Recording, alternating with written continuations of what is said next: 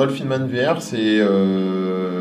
il existe 2 versions. Il y a une série de 3 épisodes de 6 minutes. Chaque épisode étant consacré à un personnage qui est un apnéiste d'exception. Un apnéiste, c'est vraiment parmi les meilleurs apnéistes du monde. Il y en a un qui s'appelle William Trowbridge, qui est le champion du monde d'apnée aujourd'hui et recordman du monde. Sarah Campbell, qui est professeur de yoga et qui vient du yoga. Et le troisième, c'est Fabrice Knoller.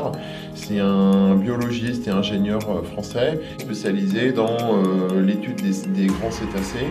L'expérience VR de Dolphin Man, elle est simple et évidente parce que finalement, on a tous plus ou moins mis un masque de plongée, un tuba, fait du snorkeling, fait de la plongée.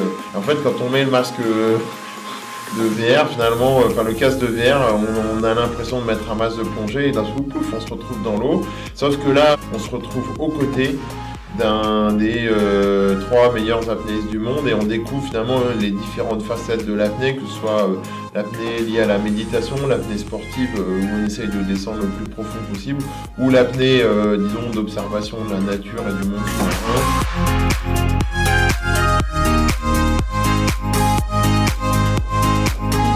On a pu tourner avec une équipe qui sont des apnéistes aussi.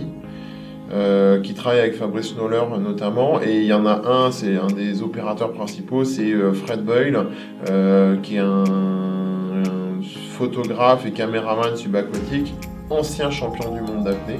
Lui, il était en haut, il allumait la caméra, il descendait à plusieurs dizaines de mètres de profondeur, genre on était à 50-60 mètres je pense, et il mettait la caméra en place.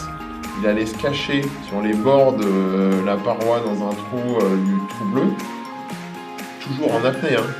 William Trowbridge entamait sa descente, arrivait, et là il faisait la pause, la scène qu'on avait convenue avec lui, tout ça, etc. Ensuite il repartait et remontait, et là Fred Boyle, toujours en apnée, venait récupérer la caméra et la remontait. Donc il y a plusieurs choses comme ça qui font que je pense que l'expérience est assez extraordinaire, parce qu'on a réussi à avoir ce type d'image-là en essayant au maximum d'effacer la présence de l'équipe, de la caméra, et d'être vraiment sur le plus possible dans l'immersion auprès de ces grands apnéistes.